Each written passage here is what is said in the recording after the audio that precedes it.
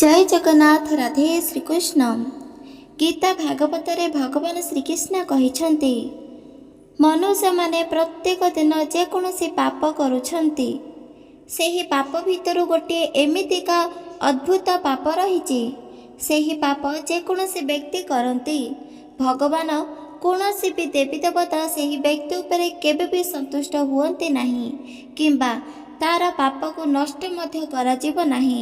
सेही व्यक्ति ता जीवन रे एक भक्त होइथाउ किंबा कौनसी मुनि ऋषि किंबा सन्यासी होइथांतु ना काहेकि ता जीवन रे से बहुत अतिरु अत्यधिक पुण्य अर्जन करिथाउ ना काहेकि किंतु जेतेबेले तार मृत्यु समय आसीबो ता जीवन रे सर्वस्व पुण्य नष्ट होइजिबो ता जीवन संपूर्ण भाव में पाप भरा होइजिब आउ सेही पाप को ताको भोगिबाकू पड़िबो। सेथिपाई मने रखंतु भागवतरु चलतु जानिबा प्रत्येक मनुष्य माने प्रत्येक दिन ताका द्वारा अजाणतरे विभिन्न प्रकार पाप कर्म होई जाउछि किंतु सेही पाप कर्म भितरु एक एमितिका पाप रहिछि जहा करिबा द्वारा कोनोसी देवी देवता संतुष्ट हुअन्ति नहीं बरम क्रोधित होइथांती। सेथिपाई आपण माने निहाती भावरे जानन्तु। ता पूर्वरु आपण भागवत विषय किछिटा श्लोक को मध्य मने रखंतु। एही भागवतर अर्थ को मध्य मने रखंतु। सेथिपाई सुनन्तु। जे कोनोसी व्यक्ति जदि इच्छुत करिबो सेमाने भागवत गीता को श्रवण करिबा पाई किंतु ताके बिल्कुल भी भागवत गीता श्रवण करि परिबे नाही काहेकि ना स्वयं गीतार एक कथा उल्लिखित रही। भगवान श्रीकृष्ण स्वयं कहिछन्ति जे कोनोसी भी भक्त जे कोनोसी व्यक्ति तांकर अत्यधिक प्रिय मानती ताको भक्त बोली करती सेही व्यक्ति पाखरे जाई टाणी टाणी नहीं एही भागवत को रखिथांती काहेकि ना एहा द्वारा भागवत निज कर्णरे शुणिबे ताको मन ताका शरीर संपूर्ण भाव में पवित्र होई परिबो आउ एही पवित्र स्थान रे भगवान श्रीहरि स्वयं वास करि परिबे। सेही व्यक्तिर जेते मध्य दुख कष्ट अछि सबु किछु को अंत करि परिबे। एहा सत्य अटे। जेमिति एही मृत्यु लोकरे जे कोनोसी पशु पक्षी जन्मित होइछन्ति सेमाने इच्छुत कले पर मध्य कौनसी भोजन स्वीकार करि पारंती नाही काहेकि ना ताक सामना रे ही भोजन न थाए। ठीक से परी जेतेबेले कौनसी व्यक्ति जे कौनसी पशु को भोजन दियंती ताके शांति रे भोजन स्वीकार करंती। ठीक से परिका मनुष्य मानक मध्य भगवान जेतेबेले चाहती सेही समय रे भागवत गीता को श्रवण करती। सेथिपाई आपणक पाखरे जाई एही भागवत पहुँची ताहाले मने रखंतु एही भागवत गीता को अणदेखा नुह बरम मिथ्या वचन कही नुह सत्य कहतु सम्मान दे एहाकू किछि क्षण श्रवण करंतु।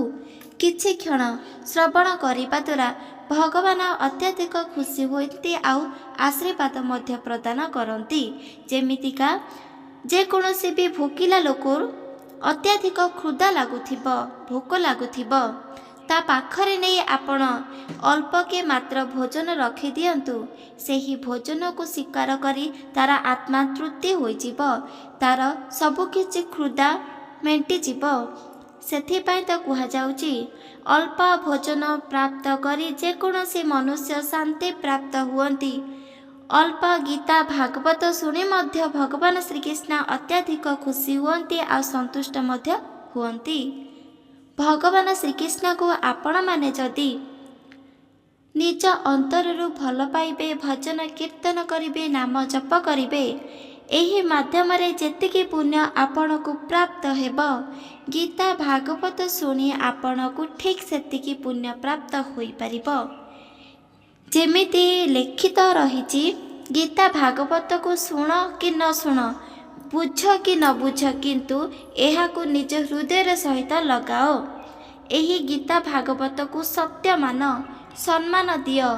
एमिति करिबा द्वारा बिना पूजा उपवास व्रतरे मध्य प्रत्येक देवी देवता अत्यधिक संतुष्ट होई आपण को वर मध्य प्रदान करिबे। एहा सत्य अटे। गीता भागवत पढ़िले जन्म जन्मतर पाप क्षय होई जिवो। ଗୀତା ଭାଗବତ ଯେକୌଣସି ବ୍ୟକ୍ତି ଶୁଣନ୍ତି ନିଜ କର୍ଣ୍ଣରେ ଆଗାମୀ ଆସୁଥିବ ବଡ଼ରୁ ବଡ଼ ବିପଦକୁ ଅନ୍ତ କରିବ, ଜୀବନର ସର୍ବସ୍ୱ ଦୁଃଖ କଷ୍ଟକୁ ସମାପ୍ତ କରିଦେବ। ସେଥିପାଇଁ ଏହି ଗୀତା ଭାଗବତକୁ ସମ୍ମାନ ଦେଇ ଶ୍ରବଣ କରନ୍ତୁ। ମନେ ରଖନ୍ତୁ, ଆପଣମାନେ ବର୍ଷ ବର୍ଷ ଧରି ଯେକୌଣସି କାର୍ଯ୍ୟ କରନ୍ତି, ସେହି କାର୍ଯ୍ୟ ପାପ କିମ୍ବା ପୁଣ୍ୟ ଆପଣମାନେ ଜାଣନ୍ତି ନାହିଁ। ମାସ ମାସ, ବର୍ଷ ବର୍ଷ, ପ୍ରତ୍ୟେକ ଦିନ, ପ୍ରତ୍ୟେକ ସମୟ ଆଉ ମୁହୂର୍ତ୍ତ ଆପଣ କୁକର୍ମ ଫଳରେ ଅର୍ଜିତ କରିଛନ୍ତି, ଯାହାକୁ ଆପଣର ଜ୍ଞାତ ନାହିଁ। କିନ୍ତୁ ଥରେ ଯଦି ଆପଣ ଏହି ଭାଗବତ ଗୀତାକୁ ନିଜ କର୍ଣ୍ଣରେ ଶ୍ରବଣ କରିଦିଅନ୍ତି, ତାହେଲେ ଆପଣଙ୍କର ସବୁକିଛି ଦୁଃଖ କଷ୍ଟ ଚାଲିଯିବ, ଭଗବାନଙ୍କର ଆଶୀର୍ବାଦ ମଧ୍ୟ ପ୍ରାପ୍ତ ହେବ। ସେଥିପାଇଁ ଏହାକୁ ଆପଣମାନେ ଅଣଦେଖା କରନ୍ତୁ ନାହିଁ। ସମ୍ମାନର ସହିତ ଭଗବାନଙ୍କର ଏହି ବାଣୀକୁ ଶ୍ରବଣ କରନ୍ତୁ। ଚାଲନ୍ତୁ ଜାଣିବା, ମନୁଷ୍ୟମାନେ ସବୁଠାରୁ ବଡ଼ ପାପରୁ ଏମିତି ଏକ ପାପ ଉଲ୍ଲିଖିତ ରହିଛି। ଏହି ପାପ ଯେକୌଣସି ବ୍ୟକ୍ତି କରିବ କିମ୍ବା ଭଗବାନଙ୍କର ଭକ୍ତ ହେଉଥାଉ ନା କାହିଁକି, ଯଦି କରନ୍ତି, କୌଣସି ଦେବୀ ଦେବତା ତାଙ୍କୁ କ୍ଷମା ଦେବେ ନାହିଁ, ବରଂ ତାକୁ ପାପ ଭୋଗିବାକୁ ମଧ୍ୟ ପଡ଼ିବ। ଏହି ତଥ୍ୟ ଆମେ କେବଳ ଗୀତା ଭାଗବତରୁ ଜାଣିପାରିବା। ସେଥିପାଇଁ ଚାଲନ୍ତୁ ଜାଣିବା, ସମ୍ମାନର ସହିତ ଏହାକୁ ଉଲ୍ଲେଖିତ ରହିଛି ସ୍ୱୟଂ ଗୀତା ଭାଗବତରେ। ଆପଣଙ୍କୁ ପ୍ରଣାମର ସହିତ ଶ୍ରବଣ କରନ୍ତୁ। ଚାଲନ୍ତୁ ଜାଣିବା, ଅର୍ଜୁନକୁ ପ୍ରତ୍ୟେକ ଜ୍ଞାନ ଶିଖାଉଥିଲା ବେଳେ ଭଗବାନ ଶ୍ରୀକୃଷ୍ଣ ସ୍ୱୟଂ ଅର୍ଜୁନ ଭଗବାନ ଶ୍ରୀକୃଷ୍ଣଙ୍କୁ ପଚାରୁଛନ୍ତି, ହେ ପ୍ରଭୁ, ଆପଣ ତ ପରମ ବ୍ରହ୍ମ, ଆପଣ ତ ପ୍ରତ୍ୟେକ ପିତାମାତା, ତ ଯେତେ ମଧ୍ୟ ଏହି ମୂର୍ତ୍ତ ଲୋକରେ ଜନ୍ମଗ୍ରହଣ କରନ୍ତି ଯେକୌଣସି ବ୍ୟକ୍ତି, ଯେକୌଣସି ପ୍ରାଣୀ, ଆପଣଙ୍କର ପ୍ରିୟର ଭକ୍ତ, ଆପଣଙ୍କର ପ୍ରିୟର ମନୁଷ୍ୟ, ସେହି ବ୍ୟକ୍ତିଙ୍କ ଉପରେ କୌଣସି ବି କୁପଦୃଷ୍ଟି ପଡ଼ିପାରିବ ନାହିଁ। ସେହି ବ୍ୟକ୍ତି ତା ଜୀବନରେ ବହୁତ କିଛି ଉନ୍ନତି କରିବ, ଯାହା ଚାହିଁବ ତାକୁ ମଧ୍ୟ ପ୍ରାପ୍ତ କରିପାରିବ। ଆପଣଙ୍କର ଏହି ସୁନ୍ଦର ନୀଳାକୁ ଦେଖି ମୁଁ ବହୁତ ଖୁସି ଆନନ୍ଦ ହେଉଛି। ଭଗବାନ ଶ୍ରୀକୃଷ୍ଣ ଅର୍ଜୁନଙ୍କ କଥା ଶୁଣି ବହୁତ ହସିବାକୁ ଲାଗିଲେ। ତାଙ୍କର ଏହିପରି ଖୁସି ଦେଖି ଅର୍ଜୁନ ଭଗବାନ କୃଷ୍ଣଙ୍କୁ ପଚାରୁଛନ୍ତି, ହେ ପ୍ରଭୁ, ଆପଣ କାହିଁକି ଏତେ ହସୁଛନ୍ତି?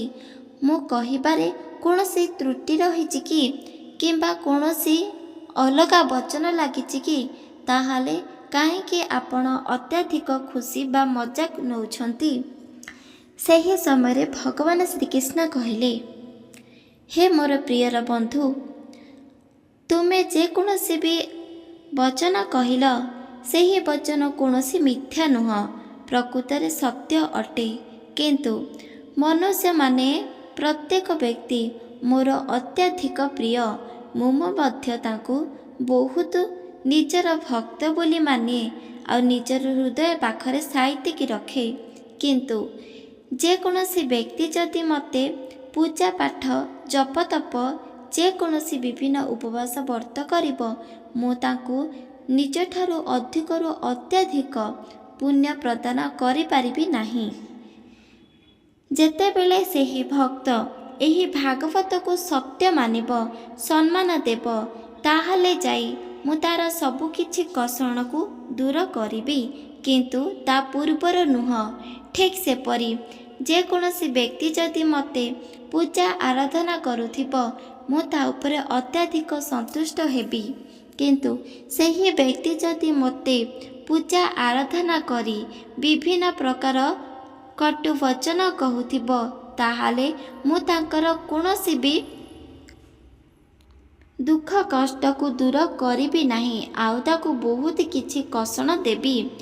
ମୋ ଭକ୍ତମାନେ ଜାଣନ୍ତି କି ମୋତେ କେଉଁ ସବୁ ଜିନିଷ ଅତ୍ୟଧିକ ପ୍ରିୟ, କେଉଁ ସବୁ ଜିନିଷ କରିବା ଦ୍ୱାରା ମୁଁ ଭକ୍ତକୁ ନିଜର ସଖା ବୋଲି ମାନି ନିଏ ନାହିଁ, ବରଂ ତାକୁ ଦଣ୍ଡ ବି ମଧ୍ୟ ଦେଇଥାଏ। ଠିକ୍ ସେପରି ତୁମେ ମନେ ରଖ। ଅର୍ଜୁନ କହନ୍ତି, ହେ ପ୍ରଭୁ, ତାହେଲେ ପ୍ରତ୍ୟେକ ବ୍ୟକ୍ତି ଆପଣଙ୍କୁ ନିଜଠାରୁ ଅଧିକ ଭଲ ପାଆନ୍ତି, ତାହେଲେ ସେହି ବ୍ୟକ୍ତିଙ୍କୁ ଆପଣ କ'ଣ ପ୍ରକୃତରେ ଦର୍ଶନ ଦିଅନ୍ତି ନାହିଁ? ତାହେଲେ ଖୋଲିକି କୁହନ୍ତୁ, ଆପଣ କେଉଁ ସବୁ ଭକ୍ତମାନଙ୍କୁ ଅତିରୁ ଅତ୍ୟଧିକ ନିଜର ଭାବନ୍ତି? କେଉଁ ଭକ୍ତକୁ ଆପଣ କଦାଚିତ ସାହାଯ୍ୟ କରନ୍ତି ନାହିଁ? କେଉଁ ଭକ୍ତକୁ ଆପଣ ଦର୍ଶନ ଦିଅନ୍ତି? କେଉଁ ଭକ୍ତଙ୍କର ଆପଣ ସଦାସର୍ବଦା ଦୁଃଖ କଷ୍ଟକୁ ନିଜ ହସ୍ତରେ ଲିଭାଇ ଦିଅନ୍ତି? ମନୁଷ୍ୟମାନଙ୍କ ଦ୍ୱାରା ଏମିତି କେଉଁ ସବୁ ବଡ଼ରୁ ବଡ଼ ପାପ ହୋଇଯାଏ ଯାହାଦ୍ୱାରା କି ସେହି ମନୁଷ୍ୟଙ୍କୁ ଆପଣ ବିଲକୁଲ ବି କ୍ଷମା ଦିଅନ୍ତି ନାହିଁ କି କୌଣସି ବି ପାପରୁ ମୁକ୍ତି ମଧ୍ୟ କରନ୍ତି ନାହିଁ? ସେମିତିକା ବଡ଼ ପାପ ମୋତେ କୁହନ୍ତୁ। ହେ ପ୍ରଭୁ, ମୁଁ ଆପଣଙ୍କର ପ୍ରତ୍ୟେକ ପ୍ରଶ୍ନର ଉତ୍ତର ଜାଣିବା ଦ୍ୱାରା ମୋ ମନ, ମୋ ଶରୀର ଆଉ ଆତ୍ମା ମଧ୍ୟ ପବିତ୍ର ହୋଇପାରୁଛି। ଏହାଦ୍ୱାରା ମୁଁ ବି ମଧ୍ୟ ଭାବୁଛି ପ୍ରତ୍ୟେକ ବ୍ୟକ୍ତି ମୋ ଦ୍ୱାରା ଆପଣଙ୍କର ଏହି ଅମୃତ ବାଣୀକୁ ଶ୍ରବଣ କରିପାରିବେ। ତାଙ୍କ ଦ୍ୱାରା କୌଣସି ବି ଭୁଲ ବା ପାପକର୍ମ ହୋଇପାରିବ ନାହିଁ। ତାହେଲେ କିପରି ଏହି ତଥ୍ୟ ତାଙ୍କେ ମଧ୍ୟ ଜାଣିପାରିବେ? ସେଥିପାଇଁ ହେ ପ୍ରଭୁ ଜନାର୍ଦ୍ଦନ, ଆପଣ ଏହି ତଥ୍ୟ ମୋତେ ବୁଝାଇକି କୁହନ୍ତୁ। ଏ କଥା ଶୁଣି, ଅର୍ଜୁନଙ୍କର କଥା ଶୁଣି ଭଗବାନ ଶ୍ରୀକୃଷ୍ଣ ଅତ୍ୟଧିକ ସନ୍ତୁଷ୍ଟ ହୋଇଗଲେ। ଭଗବାନ ସ୍ୱୟଂ ଅର୍ଜୁନକୁ କହିଲେ, ହେ ଅର୍ଜୁନ, ତୁମର ଯେତେ ମଧ୍ୟ ରହିଛି ପ୍ରଶ୍ନ, ତାହାର ଉତ୍ତର ମୁଁ ନିଶ୍ଚିତ ଭାବରେ ଦେବି। କିନ୍ତୁ ମନେ ରଖ, ଯେକୌଣସି ବି ତଥ୍ୟ ଯଦି ଆମେ ନିଜ ନୟନରେ ଦେଖିବା, ତାହାକୁ ଆମେ ବିଶ୍ୱାସ କରିବା। କେବଳ ନୟନ ନୁହଁ, ବରଂ ନୟନ ଦ୍ୱାରା ନିଜ ହୃଦୟ ମଧ୍ୟ ଜାଣିପାରିବ। ସେଥିପାଇଁ ତ ତୁମକୁ ଯଦି ମୁଁ କୌଣସି ବଚନ ହିସାବରେ କହିବି, ତାହେଲେ ତୁମେ କିମ୍ବା ମନୁଷ୍ୟମାନେ ବୁଝିପାରିବ ନାହିଁ। ସେଥିପାଇଁ ମୁଁ ଗୋଟିଏ କାହାଣୀ ମାଧ୍ୟମରେ କହୁଛି। ଏହି କାହାଣୀ ଶୁଣିବା ଦ୍ୱାରା ପ୍ରତ୍ୟେକ ମନୁଷ୍ୟଙ୍କ ଜୀବନରୁ ସମ୍ପୂର୍ଣ୍ଣ ଭାବରେ ଦୁଃଖ କଷ୍ଟ ଚାଲିଯିବ। ରୋଗ ଋଣ ମଧ୍ୟ ସ୍ପର୍ଶ କରିପାରିବ ନାହିଁ। ଯେକୌଣସି ବ୍ୟକ୍ତି ଯଦି ଏହି କାହାଣୀକୁ ଶ୍ରଦ୍ଧାର ସହିତ, ଭକ୍ତିର ସହିତ ଶ୍ରବଣ କରନ୍ତି, ତାଙ୍କ ଜୀବନରେ ଯେତେ ବି ମଧ୍ୟ ଦୁଃଖ କଷ୍ଟ ରହିଛି ସବୁ କିଛି ଲିପ୍ତ ହୋଇଯିବ। ତାଙ୍କ ଦ୍ୱାରା କୌଣସି ବି ପାପ ଅର୍ଜିତ ହୋଇପାରିବ ନାହିଁ। ମୋ ଆଶୀର୍ବାଦ ସଦାସର୍ବଦା ସେହି ଭକ୍ତ ପାଖରେ ରହିଥିବ।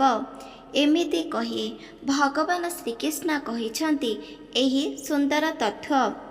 ସବୁଠାରୁ ବଡ଼ ପାପ କ'ଣ, ଯାହା ସ୍ୱୟଂ ଈଶ୍ୱର ମଧ୍ୟ କେବେ ବି କ୍ଷମା ଦିଅନ୍ତି ନାହିଁ? ସେ ବିଷୟରେ ଚାଲନ୍ତୁ ଜାଣିବା। ଭାଗବତ ଗ୍ରନ୍ଥରେ ଉଲ୍ଲେଖିତ ରହିଛି, ଗୋଟିଏ ବହୁତ ବଡ଼ ରାଜ୍ୟଟେ ଥିଲା।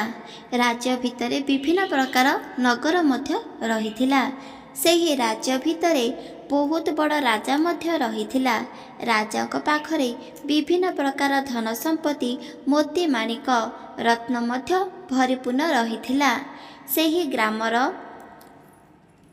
ଗ୍ରାମର କିଛି ଆଖପାଖ ଜାଗାରେ ବହୁତ ବଡ଼ ଆଶ୍ରମଟିଏ ଖୋଲାଯାଇଥିଲା।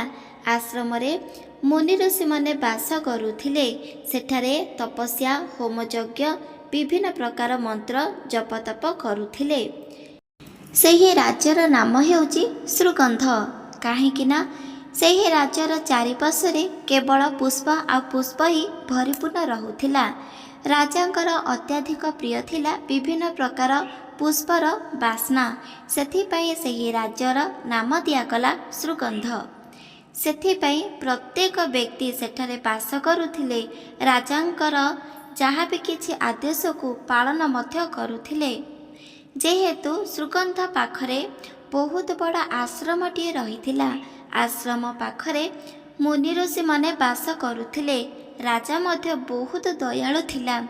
ଈଶ୍ୱର ଭକ୍ତିଟିଏ ମଧ୍ୟ ଥିଲା। ତାଙ୍କ ରାଜ୍ୟରେ ଏମିତି କୌଣସି ବ୍ୟକ୍ତି ନାହାନ୍ତି ଯାହା ପାଖରେ କୌଣସି ବି ଧନରତ୍ନ ନାହିଁ। କାହିଁକି ନା ରାଜା ବିଚାର କରନ୍ତି, ରାଜା ଯେମିତି ରାଜାଙ୍କ ପରି ଜୀବନ ବିତାଉଛି, ଠିକ୍ ସେପରି ସେହି ଶୃଗନ୍ଧର ପ୍ରତ୍ୟେକ ବ୍ୟକ୍ତି ରାଜାଙ୍କ ପରି ଜୀବନ ବିତାଇବା ପାଇଁ ଯେମିତି ତାଙ୍କ ପାଖରେ କୌଣସି ଅନ୍ନର ଅଭାବ, ବସ୍ତ୍ରର ଅଭାବ ବା ଧନର ଅଭାବ ନ ରହୁ। ସେଥିପାଇଁ ରାଜା ମନ୍ତ୍ରୀଙ୍କ ଦ୍ୱାରା ସମସ୍ତଙ୍କ ଭୁବନରେ ବାଣ୍ଟି କରି ବିଭିନ୍ନ ଖାଦ୍ୟ ପହଞ୍ଚାଇଥାନ୍ତି। ଦ୍ୱିତୀୟରେ ବସ୍ତ୍ର ମଧ୍ୟ ପରିଧାନ କରାଇ ଦିଅନ୍ତି। ବିଭିନ୍ନ ପ୍ରକାର ସାହାଯ୍ୟ ମଧ୍ୟ ରାଜା ସେହି ଗ୍ରାମବାସୀଙ୍କୁ କରିଥାନ୍ତି, କାହିଁକି ନା ରାଜା ମନରୁ ଅତ୍ୟଧିକ ଭଲ ମଧ୍ୟ ଥିଲେ। ସମସ୍ତଙ୍କୁ ସମ୍ମାନ ମଧ୍ୟ ଦେଉଥିଲେ। ଗୋଟିଏ ଦିନ ଆଶ୍ରମକୁ ବହୁତ ବଡ଼ ଋଷିଟିଏ ଆସିଲେ। ଋଷିଙ୍କର ଇଚ୍ଛା ଅନୁଷ୍ଠାନରେ ପ୍ରତ୍ୟେକ ମୁନି ଋଷିମାନେ ଚଳନ କରୁଥିଲେ। ଯେହେତୁ ଏହି ଋଷି ଈଶ୍ୱର ଭକ୍ତି ଭଗବାନଙ୍କୁ ପ୍ରତ୍ୟେକ କ୍ଷଣ ପୂଜା ଆରାଧନା କରୁଥିଲେ। ଗୋଟିଏ ଦିନ ଋଷି ସେହି ସାରା ରାଜ୍ୟକୁ ଭ୍ରମଣ କରିବେ ବୋଲି ମୁନି ଋଷିଙ୍କୁ ଏହି ବଚନ କହିଲେ। ସେତେବେଳେ ସୁଗନ୍ଧ ସାରା ବୁଲିବା ପାଇଁ କେବଳ ମୁନି ଋଷି କହିଥିବାରୁ ରାଜାଙ୍କୁ ଏହି ଖବର ପଠାଗଲା, କାହିଁକିନା ବିନା ରାଜାଙ୍କର ଅନୁମତିରେ ସେହି ଭ୍ରମଣକୁ କୌଣସି ବ୍ୟକ୍ତି ମଧ୍ୟ ଗମନ କରିପାରିବ ନାହିଁ। ରାଜା ଯେତେବେଳେ ଜାଣିଲେ ବହୁତ ବଡ଼ ମୁନି ଋଷି ଆସିଛନ୍ତି, ସିଏ ରାଜ୍ୟ ସାରା ଭ୍ରମଣ କରିବେ, ରାଜା ଅତ୍ୟଧିକ ଖୁସି ହୋଇଗଲେ। ଋଷି ଆସିବା ହେତୁ ସାରା ନଗରୀଟିଏ ଫୁଲରେ ପରିପୂର୍ଣ୍ଣ କରିଦେଲେ, ଯେମିତି ସୁଗନ୍ଧ ବହୁତ ପସନ୍ଦ ହୋଇଯିବ ଋଷିଙ୍କର। ଋଷି ରାଜାଙ୍କର କଥା ମାନି ସେଦିନ ଯିବା ପାଇଁ ବାହାରିଲେ, କିନ୍ତୁ ଏମିତି କିଛି ଅସୁବିଧା ହୋଇଥିବା କାରଣରୁ ଋଷି ରାଜାଙ୍କୁ କହିଲେ ଆଉ 2-3 ଦିନ ପରେ ତାଙ୍କେ ନଗରକୁ ଭ୍ରମଣ କରିବା ପାଇଁ ନିଶ୍ଚିତ ଭାବରେ ଆରମ୍ଭ କରିବେ। ଋଷି ପ୍ରତ୍ୟେକ ଦିନ ତପସ୍ୟା କରୁଥିଲେ। ଏମିତି ସେମିତି ଋଷି ନୁହଁ, ବରଂ ଋଷି ଯେଉଁ ଭଗବାନଙ୍କୁ ତପସ୍ୟା କରିବେ ତାଙ୍କର ନାମକୁ ସ୍ମରଣ କରିବା ମାତ୍ରେ ସେହି ଦେବତା ଆସି ତାଙ୍କ ପାଖରେ ପହଞ୍ଚି ଯାଆନ୍ତି, ଆଶୀର୍ବାଦ ସ୍ୱରୂପ ପ୍ରଦାନ ମଧ୍ୟ କରିଥାନ୍ତି। ଋଷି ଯାହା ଚାହିଁବେ ତାହା ତାଙ୍କ ପାଖରେ ପହଞ୍ଚି ପାରିବ। ଋଷି ବହୁତ ଜ୍ଞାନୀ ଥିଲେ, ବିଦ୍ୱାନ ମଧ୍ୟ ଥିଲେ। ପ୍ରତ୍ୟେକ କ୍ଷଣ ତପସ୍ୟାରେ ଲୀନ ରହୁଥିଲେ। ପ୍ରତ୍ୟେକ ଦେବୀ ଦେବତାଙ୍କୁ ସନ୍ତୁଷ୍ଟ କରି ବିଭିନ୍ନ ପ୍ରକାର ଆଶୀର୍ବାଦ ମଧ୍ୟ ତାଙ୍କ ପାଖରେ ପରିପୂର୍ଣ୍ଣ କରିଦେଇଥିଲେ। ଏମିତି ଦେଖୁ ଦେଖୁ ବହୁତ ଦିନ ଚାଲିଗଲା। ଗୋଟିଏ ଦିନ ସୁଗନ୍ଧ ନଗରୀ ଭିତରେ ଗୋଟିଏ ଏମିତିକା ବିମାର ଖ୍ୟାସ କରିବାକୁ ଲାଗିଲା। ସେହି ବିମାର ଧୀରେ ଧୀରେ କରି ସମସ୍ତଙ୍କୁ ହେବାକୁ ଲାଗୁଛି। ଯାହାକୁ ହେଉଛି ସେହି ବିମାର ତାଙ୍କର ସର୍ବସ୍ୱ ବଳ ନଷ୍ଟ ହୋଇଯାଉଛି। କୌଣସି ଖାଦ୍ୟ ଜଳକୁ ମଧ୍ୟ ପାନ କରିପାରୁନାହାନ୍ତି। ବହୁତ କଷ୍ଟ ଆଉ ଯନ୍ତ୍ରଣାରେ ପୀଡ଼ା ହେଉଛନ୍ତି। ଯେତେବେଳେ ବଡ଼ ଋଷି, ସବୁଠାରୁ ବିଦ୍ୱାନ ବ୍ୟକ୍ତି ବା ଋଷି ଜାଣିଲେ ଏହି ତଥ୍ୟ, ବିଚାର କରିଲେ ଆଜି ହିଁ ଯାଇ ରାଜ୍ୟ ସାରାକୁ ଭ୍ରମଣ କରିବାକୁ ପଡ଼ିବ। ତାହେଲେ ତାକେ ଜାଣିପାରିବେ ରାଜ୍ୟ ସାରା କାହିଁକି ବା କେମିତିକା ରୋଗ ଜଣକ ପରେ ଜଣକୁ ବ୍ୟାପିବାରେ ଲାଗିଛି। ଏମିତି ବିଚାର କରି ଋଷିଟିଏ ସୁଗନ୍ଧର ସେହି ନଗରୀ ସାରା ଭ୍ରମଣ କରିବାକୁ ଲାଗିଲେ। ଦେଖିଲେ କି ଅଧାରୁ ଅଧିକ ଲୋକକୁ ଏହି ରୋଗ ଗ୍ରାସ କରିଛି। ସାଙ୍ଗେ ସାଙ୍ଗେ ଋଷି ହେତୁ ବହୁତ ଜ୍ଞାନୀ, ବିଭିନ୍ନ ଜଙ୍ଗଲରେ ବସି ତପସ୍ୟା କରୁଥିଲେ। ବିଭିନ୍ନ ରୋଗର ଔଷଧ ତାଙ୍କୁ ଜଣା ମଧ୍ୟ ଥିଲା, କାହିଁକି ନା ଜଙ୍ଗଲରେ ରହୁଥିବା ତପସ୍ୟା କରୁଥିବା ମୁନି ଋଷିକୁ ପ୍ରତ୍ୟେକ ଘଟଣା ମଧ୍ୟ ଜଣାଥାଏ। ଠିକ୍ ସେପରିକା ଯେତେବେଳେ ଜାଣିଲେ ଏହି ଗ୍ରାମକୁ ବିଭିନ୍ନ ପ୍ରକାର ରୋଗ ଗ୍ରାସ କରିଛି, ସାଙ୍ଗେ ସାଙ୍ଗେ ତାଙ୍କେ ଅରଣ୍ୟ ଭିତରକୁ ପ୍ରବେଶ କରିଲେ। ବିଭିନ୍ନ ପ୍ରକାର ପତ୍ରକୁ ତୋଳିଲେ ଆଉ ଏକଠାପ କରିଲେ, ଆଣି ଔଷଧ ବନାଇବାରେ ପ୍ରସ୍ତୁତ କଲେ। ଦେଖୁ ଦେଖୁ ମୁନି ଋଷିଙ୍କ ଦ୍ୱାରା ସାହାଯ୍ୟରେ ପତ୍ରରେ ଔଷଧ ବନିଗଲା। ସେହି ଗ୍ରାମର ପ୍ରତ୍ୟେକ ବ୍ୟକ୍ତି, ଯୁବା ହେଉ, କନ୍ୟା ହେଉ ବା ସ୍ତ୍ରୀ ପୁରୁଷ ବା ସ୍ୱାମୀ ସ୍ତ୍ରୀ ହେଉ, ସମସ୍ତଙ୍କୁ ଏକତ୍ରିତ କରି ଏହି ଔଷଧ ସମସ୍ତଙ୍କୁ ପାନ କରିବାକୁ ବାଧ୍ୟ କରିଲେ। ଏହାଦ୍ୱାରା କୌଣସି ବି ତାଙ୍କର ବିମାର ଖ୍ୟାସ କରିପାରିବ ନାହିଁ। ଯେତେବେଳେ ଏହି ଔଷଧକୁ ପାନ କରିଛନ୍ତି ସମ୍ପୂର୍ଣ୍ଣ ଭାବରେ ତାଙ୍କେ ରୋଗମୁକ୍ତ କରିଲେ। ଯେଉଁ ବ୍ୟକ୍ତିକୁ ବିଭିନ୍ନ ପ୍ରକାର ରୋଗ ରହିଛି ସେସବୁ ରୋଗ ମଧ୍ୟ କ୍ଷୟ ହୋଇଗଲା। ଏହି କଥା ଦେଖି ସେହି ବଡ଼ ଋଷିକୁ ସମସ୍ତେ ବହୁତ ଖୁସି ହେଲେ, ଆଦର କରିଲେ ଆଉ ତାଙ୍କ କଥାରେ ସମ୍ମାନ ମଧ୍ୟ ଦେଲେ। ଭଗବାନଙ୍କୁ ମଧ୍ୟ ମାନିବାକୁ ଗଲେ। ଦେଖୁ ଦେଖୁ 2-3 ଦିନ ଚାଲିଗଲା। ଯେହେତୁ ଋଷିଙ୍କର ହାତରୁ ଏହି ଔଷଧକୁ ପାନ କରିବା ଦ୍ୱାରା ଋଷି ସମ୍ପୂର୍ଣ୍ଣ ଭାବରେ ଆରୋଗ୍ୟ ପ୍ରାପ୍ତ କରିଛନ୍ତି। ଆଉ ଏହି ଋଷିଙ୍କ ଦ୍ୱାରା ସମସ୍ତେ ବହୁତ ଖୁସି ଆନନ୍ଦରେ ଅଛନ୍ତି।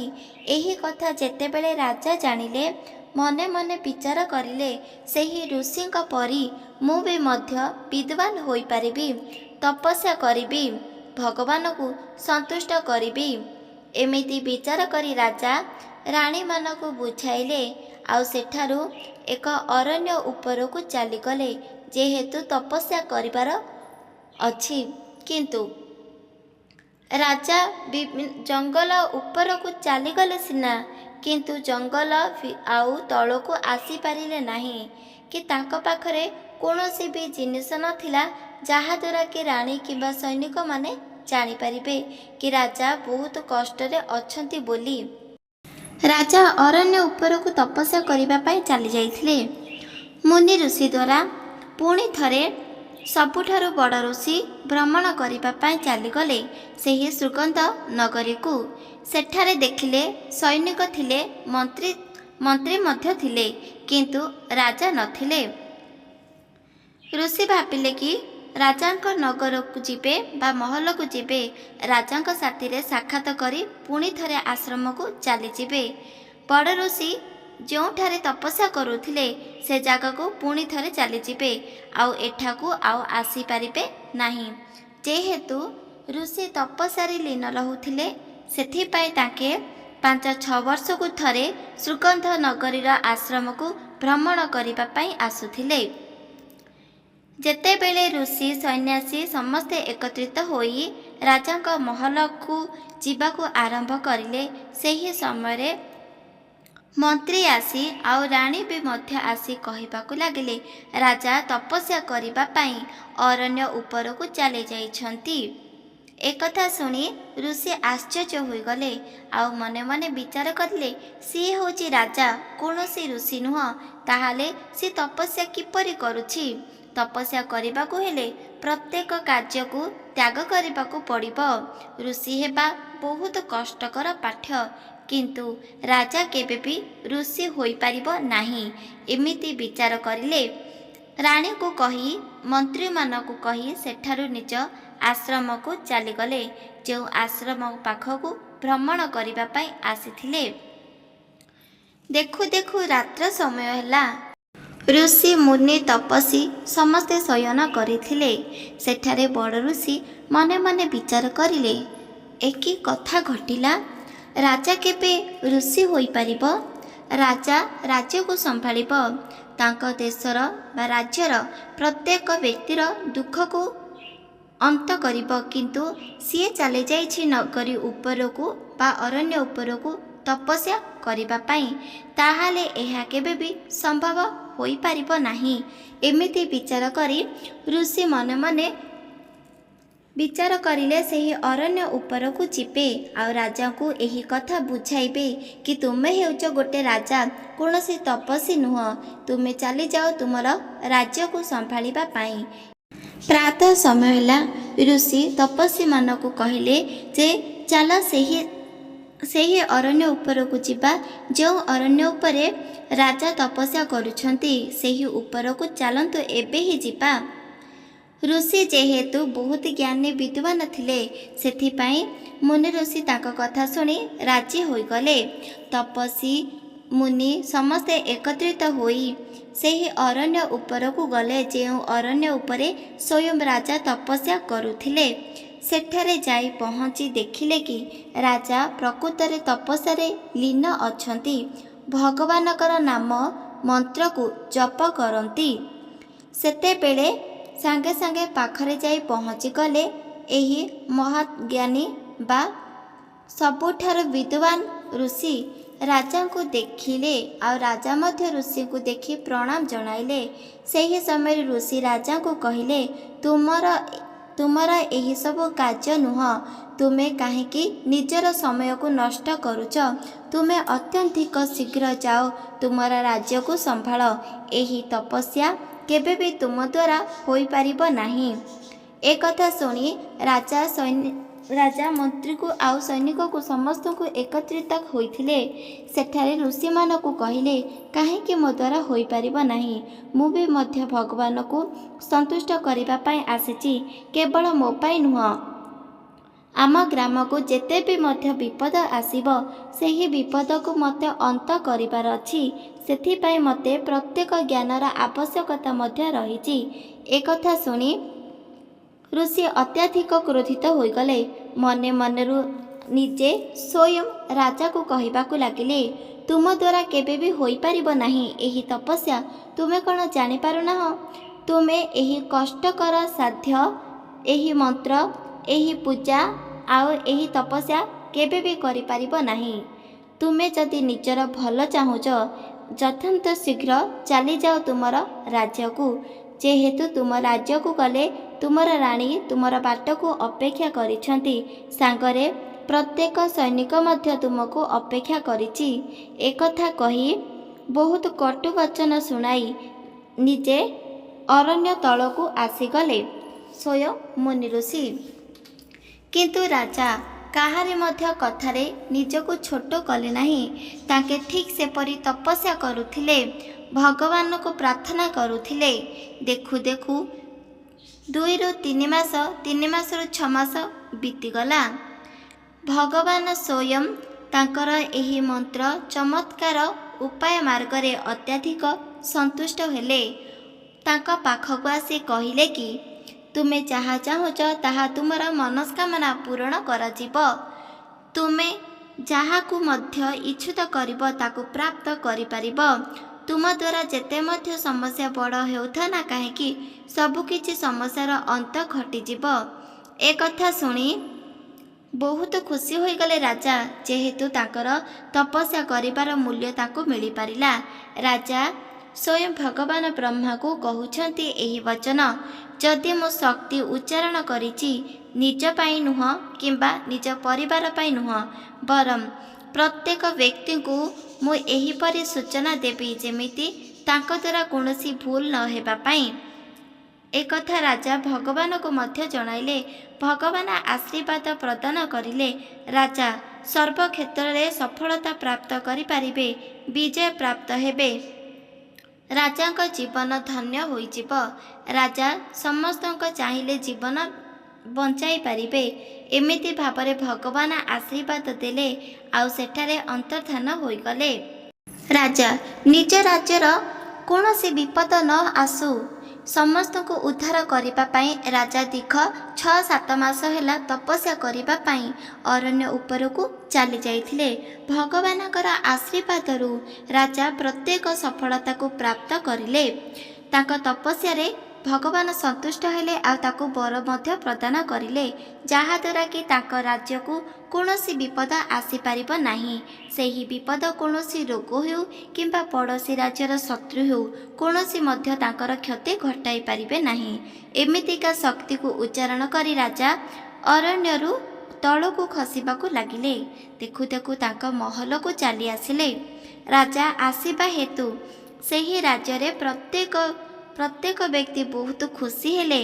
आउ केवल रास्ता सारा फूल बिछाइले नहीं, बरम राजा को खुशी करिबा लगी विभिन्न प्रकार नृत्य आरंभ मध्य करिले।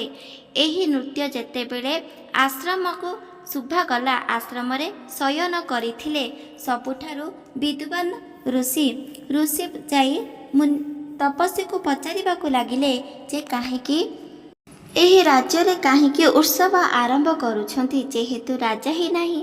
सेते बेले तपस्वी महात्मा ज्ञानी ऋषि को कहिले कि ରାଜା ତାଙ୍କ ସଫଳତାରେ ସିଦ୍ଧି ପ୍ରାପ୍ତ କରିଛନ୍ତି, ବିଜୟ ପ୍ରାପ୍ତ କରିଛନ୍ତି। ରାଜା ଭଗବାନ ସନ୍ତୁଷ୍ଟ ହୋଇ ବର ପ୍ରଦାନ କରିଛନ୍ତି। ସେଥିପାଇଁ ରାଜା ନିଜ ଭୁବନକୁ ଆସିଛନ୍ତି। ଏହି ଖୁସିରେ ସେହି ଗ୍ରାମର ପ୍ରତ୍ୟେକ ବ୍ୟକ୍ତି ରାଜାକୁ ସ୍ୱାଗତ ଜଣାଉଛନ୍ତି ଆଉ ତାଙ୍କ ମହଲକୁ ନେଇ ପହଞ୍ଚାଉଛନ୍ତି। ସେଥିପାଇଁ ଏହି ଉତ୍ସବକୁ ଆରମ୍ଭ କରୁଛନ୍ତି। ଏକଥା ଶୁଣି ବହୁତ କ୍ରୋଧିତ ହୋଇଗଲେ ଋଷି। ବିଦ୍ୱାନ ଋଷି ମନେ ମନେ ବିଚାର କରିଲେ, ରାଜା କେବେ ବି ମୋ ଠାରୁ ଜ୍ଞାନୀ ହୋଇପାରିବ ନାହିଁ। ଯେତେବେଳେ ତା ପରଦିନ ଘଟିଲା, ମୁନି ଋଷି ଆସି ପହଞ୍ଚିଗଲେ ସେହି ରାଜ୍ୟରେ। ରାଜାଙ୍କୁ କହିଲେ, ଆମେ ବହୁତ ବଡ଼ ଯଜ୍ଞ ଆରମ୍ଭ କରିବା। ସେହି ଯଜ୍ଞ କେବଳ ଭଗବାନଙ୍କୁ ଅଗ୍ନି ଦେବତାକୁ ସନ୍ତୁଷ୍ଟ କରିବାର ଅଛି। ଅଗ୍ନି ଦେବତା ଯଦି ସନ୍ତୁଷ୍ଟ ହୋଇଯିବ, ତାହେଲେ ତୁମ ରାଜ୍ୟରେ କେବେ ବି ଅଘଟଣା ଘଟିପାରିବ ନାହିଁ। ଏକଥା ଶୁଣି ରାଜା ବହୁତ ଖୁସି ହୋଇଗଲେ।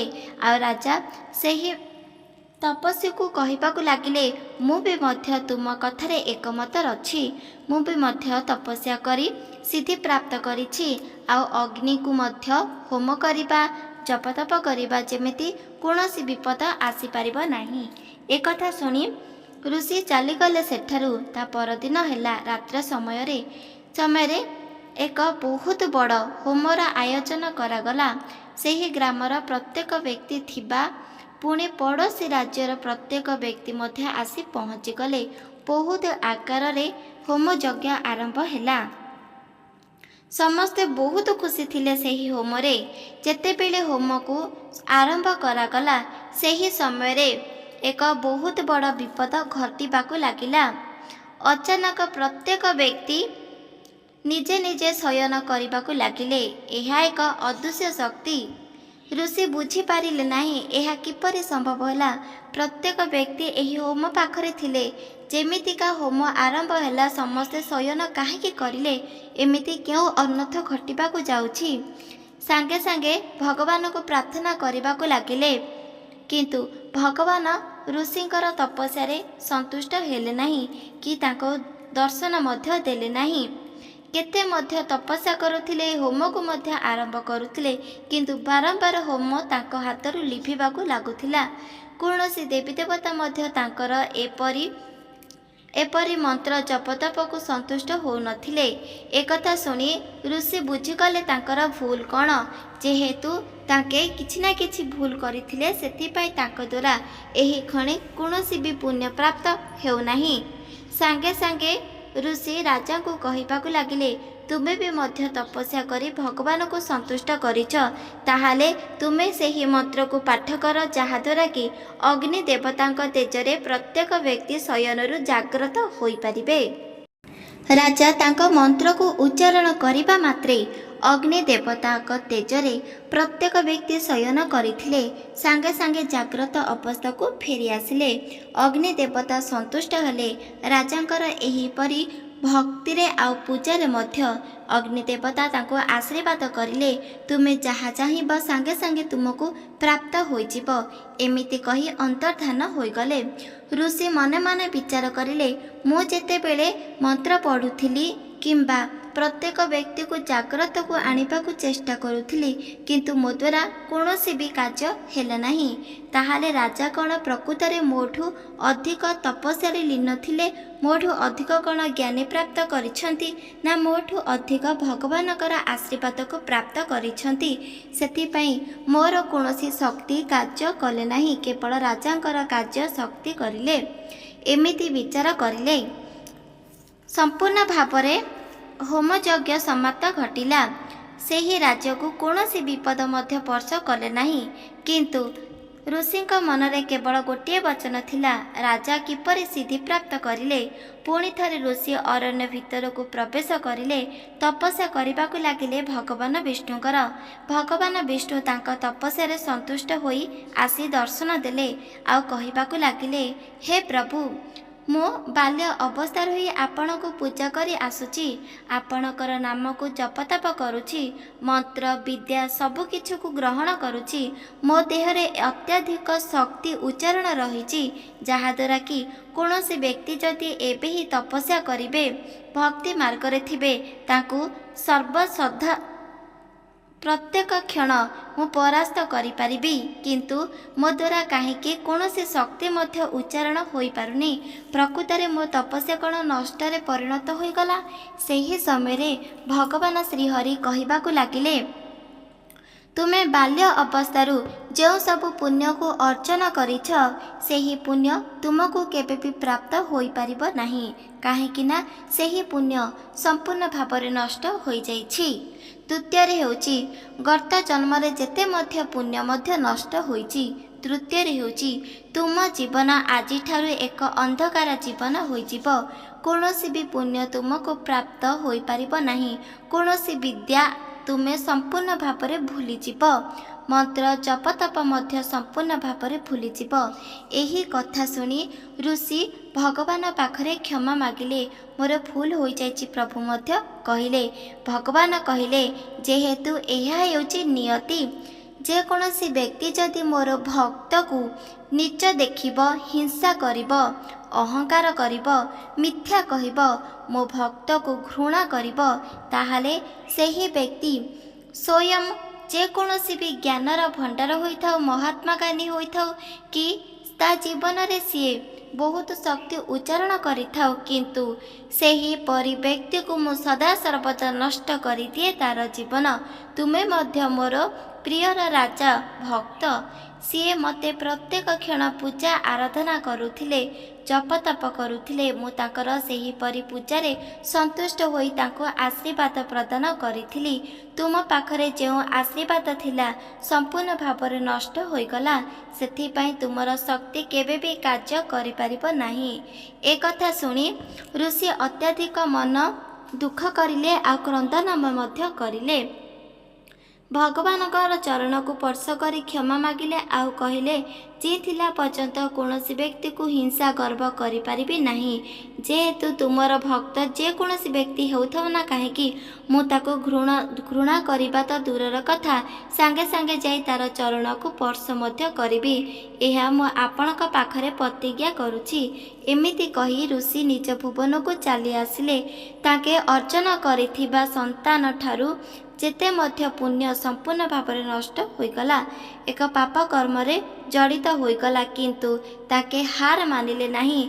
सेही दिन ठारू पुणी थरे ऋषि तपस्या करबाकू आरंभ करिले, आ सिद्धि प्राप्त मध्य करि पारिले। राजा एकथा जानिले, ग्रामवासी मध्य जानि पारिले। मुनि ऋषि तपस्या समस्त व्यक्ति एकथा जानि पारिले। निजर भूल कहार भूल आ किपरि भूल, एही सब कथा जानि पारिले। एहा एक सत्य वचन। भगवान श्रीकृष्ण अर्जुन को कहिले, हे प्राथ, तुमे थर जानि पारिल जे मोर भक्त को मु किपरि साहाय्य करे। एमिति क्यों पाप रहिछि, जो पाप करिबा द्वारा कौनसी देवी देवता मध्य संतुष्ट हेबे नाही। सेही पाप हेउची मोर सन्यासी हो किंबा कौनसी मुनि ऋषि हो, कोणे गृहस्थी रही जे कौनसी भक्त जदि मते पूजा आराधना करुची, सेही भक्त को अन्य जे कौनसी व्यक्ति जदि देखि घृणा करिब, हिंसा करिब, निज देखिबा को चेष्टा करिब, मु तार जीवन को संपूर्ण भावरे नष्ट करि पारिबि। एहा सत्य अटे। अर्जुन कहिले, हे भगवान, मु एथर जानि पारिली कि आपण केउ सबु तथ्य को अत्यधिक प्रिय मानती। केउ भक्त मानकर केउ सबुठारु बड़ पाप आपण केबे भी क्षमा करते नाही। सेही पाप हेउची अन्य को हिंसा गर्व मोह अहंकार देखिबा। आजि ठारु मु काहाकु मध्य हिंसा गर्व अहंकार केबे भी देखि पारिबि नाही। पुणी प्रत्येक भक्त को यही वचन कहबी, केबे भी भक्त मानक हिंसा गर्व अहंकार करंतु नहीं। एहा द्वारा कौनसी देवी देवता मध्य तुमको तुम पूजारे संतुष्ट हेबे नहीं किंबा आशीर्वाद मध्य प्रदान करि पारिबे नहीं। एहा सत्यटे।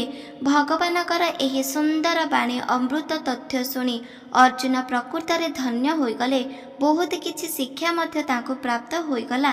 ताहाले आमको मध्य एही शिक्षारु आमे जानि पारिले अन्य भक्त माने जे कोनोसी भक्त हेउथा ना काहेकि भगवानकर जे कोनोसी भगवानकर आमे सेही भक्त को हिंसा गर्व मोह अहंकार केबे भी देखिबा नाही। जदि एपरि करिबा कौनसी देवी देवता आम पूजारे संतुष्ट होई पारिबे नाही। एहा सत्यटे। एही भागवत बाणी आपण जेतेबेले तत्व मने रख आपणक जीवन संपूर्ण भाव में दुख कष्ट दूर होइजिब भगवानकर आशीर्वाद मध्य प्राप्त हेब। सेथिपाई आपण माने केबे भी एपरि हिंसा गर्व मोह अहंकार काहाकु मध्य करंतु नाही। निजर कर्म करि चल फल को आशा रखन भगवान जहा करिबे प्राणीकर मंगल पाई। आपणक भाग्य रे जहा भी किछि भाग्य बदलाई थाए आपणकर भाग्य आपणको साथ देव। ठीक सेपरि भगवान विचार करी पठांती यह सत्यटे। आगको कौन घटिबाकु जाउची ए सबु चिंता करी निजर समय को नष्ट करिबा उचित नुह। भगवान कृष्णकर नाम को जप तप करने द्वारा बहुत किछि पुण्य प्राप्त होइथाए। बिना उपवास व्रतरे जदि भगवानकर संतुष्ट करने को चाहूँगी ताहले निहाती भाବରେ एही भागवत ग्रंथ को शुणु। एही भागवत ग्रंथ आपण मानकु किपर लागिला कमेंट माध्यम रे निहाती भाବରେ जणाई दियंतु। जेहेतु आमे होछति भगवानकर दासी राधे श्रीकृष्ण निहाती भाବରେ कमेंट रे लिखि दियंतु। एही वीडियो जदि आपण मानकु भल लागिछि चैनल को सब्सक्राइब कर दियंतु, लाइक कर दियंतु, कमेंट कर दियंतु। रहुछि जय जगन्नाथ, जय माँ लक्ष्मी, जय श्री कृष्ण, राधे राधे श्री कृष्ण।